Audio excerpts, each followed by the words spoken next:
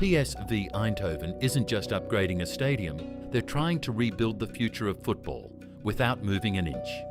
Right now, a 35,000-seat stadium sits in the middle of a dense Dutch city, surrounded by roads, homes and history.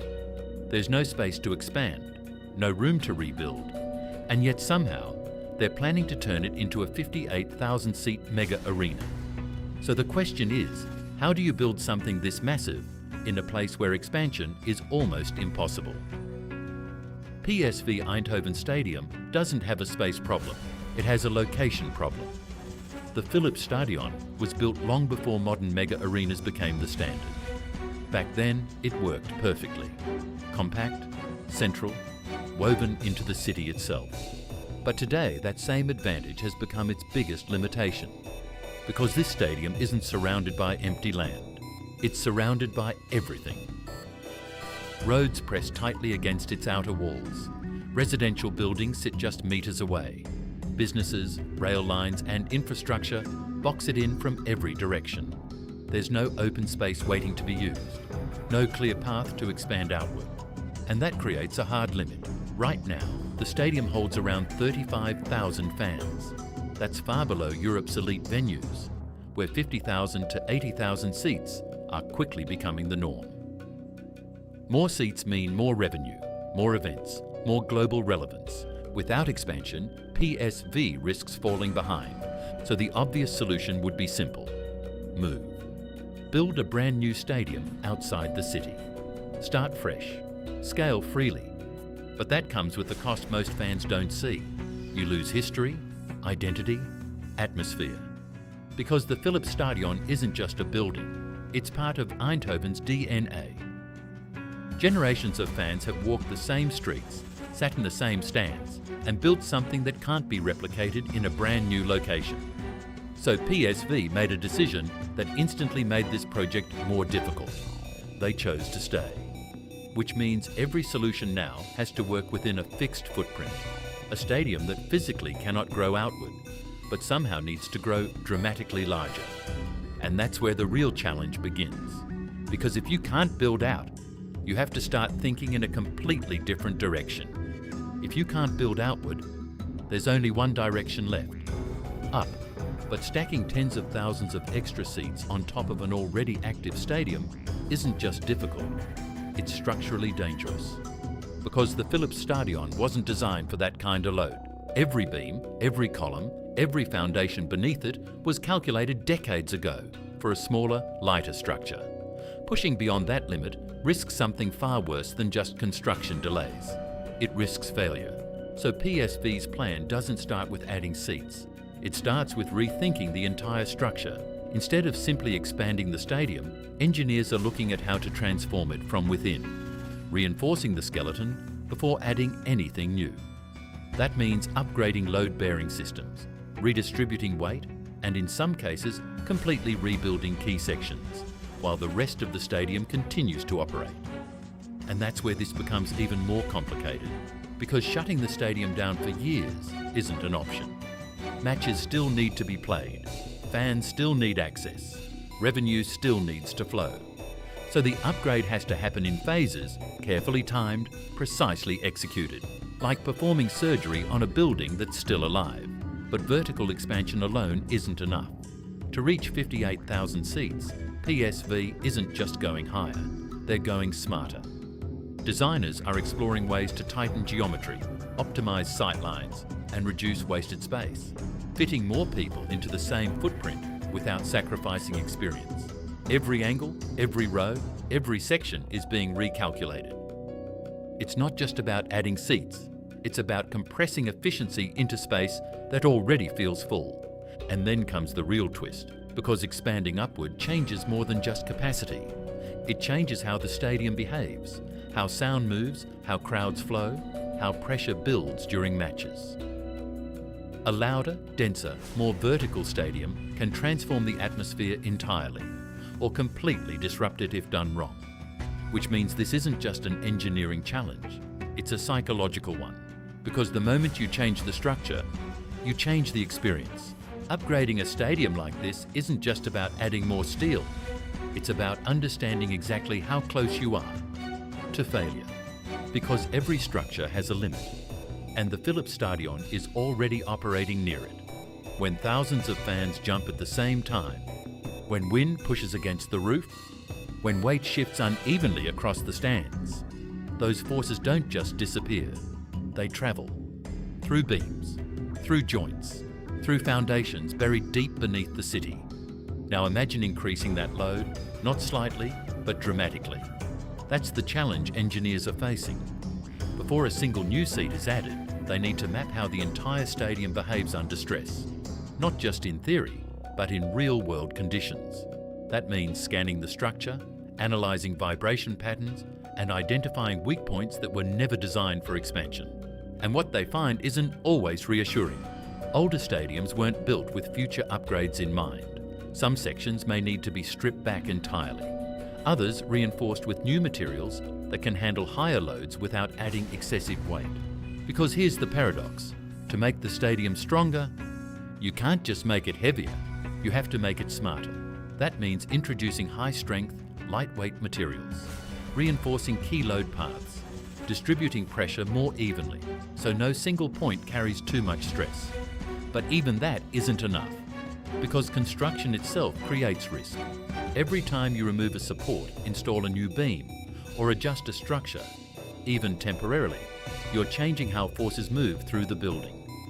One miscalculation, one delay, one unexpected weakness, and the entire system can become unstable. And all of this is happening while the stadium is still in use. Crowds still filling the stands, matches still being played, energy still moving through a structure that's actively being modified, which means engineers aren't just building, they're constantly adapting, monitoring, adjusting, predicting what happens next before it happens.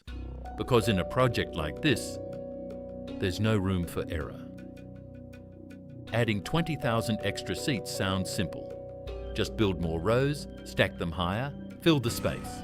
But in reality, that's the fastest way to ruin a stadium, because more seats don't automatically mean a better experience. In fact, if done wrong, it does the opposite. Views get worse, crowds feel cramped, atmosphere becomes uneven, and suddenly a legendary stadium feels ordinary. So PSV's challenge isn't just to increase capacity, it's to protect what already works, while quietly pushing it further. That starts with geometry. Every seat inside a stadium is positioned based on sightlines, the exact angle a fan sees the pitch. Change that angle even slightly, and the experience changes with it. Too shallow, and heads block your view. Too steep, and it becomes uncomfortable, even unsafe. So instead of simply adding rows, designers are recalculating the entire bowl, adjusting curvature, steepness, and spacing so that every new seat still feels close to the action. But that's only part of it, because experience isn't just visual, it's emotional. The Philips Stadion is known for its intensity, the way sound builds, traps, and explodes during matches. That atmosphere isn't accidental. It's shaped by the structure itself. And when you expand vertically, you risk breaking that balance. Sound can escape, energy can disperse, the roar can weaken. So the design has to do something counterintuitive. Make the stadium bigger, while making it feel tighter. That means shaping surfaces to reflect sound back into the bowl, adjusting roof structures to trap noise, creating a sense of vertical pressure that amplifies crowd energy instead of diluting it. And then there's movement. More seats mean more people, more pressure on entrances, exits, corridors, and facilities. If flow isn't managed perfectly, the stadium doesn't just feel crowded, it becomes chaotic. So circulation paths are being redesigned, entry points optimized, bottlenecks removed before they even exist.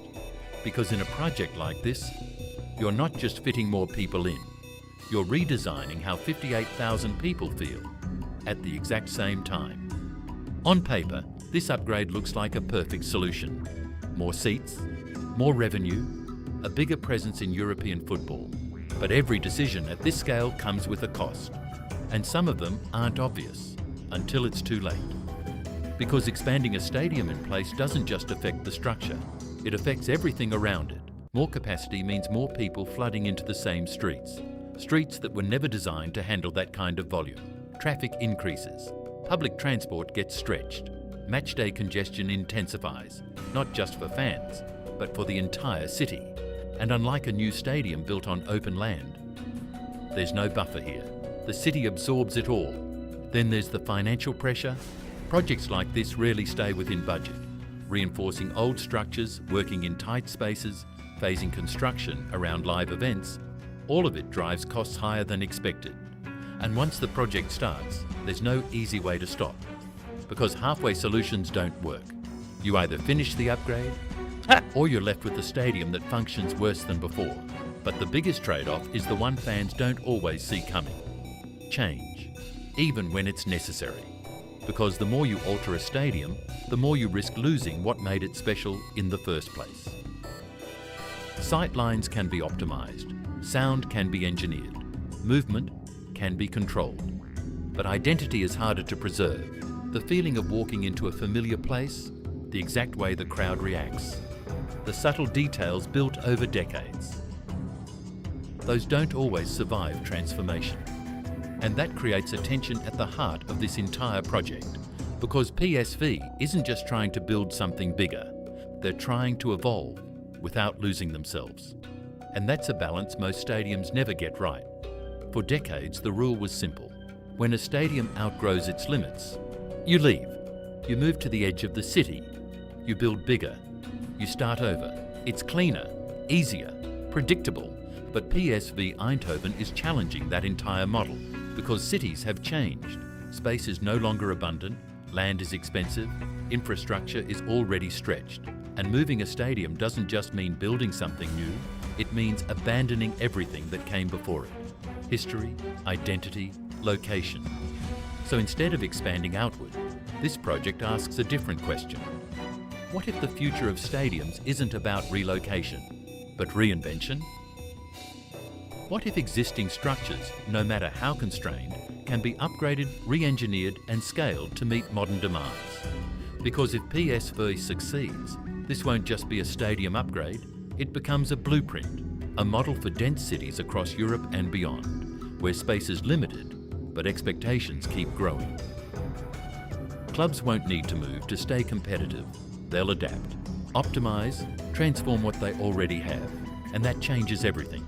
It shifts stadium design from expansion to efficiency, from demolition to evolution, from starting over to building smarter. But it also raises a bigger question, because the more we optimise these spaces, the more controlled they become.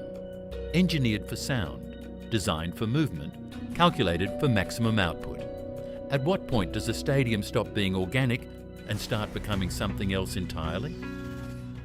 PSV's project isn't just about adding 20,000 seats. It's about redefining what a stadium is allowed to be. And once that line is crossed, there's no going back.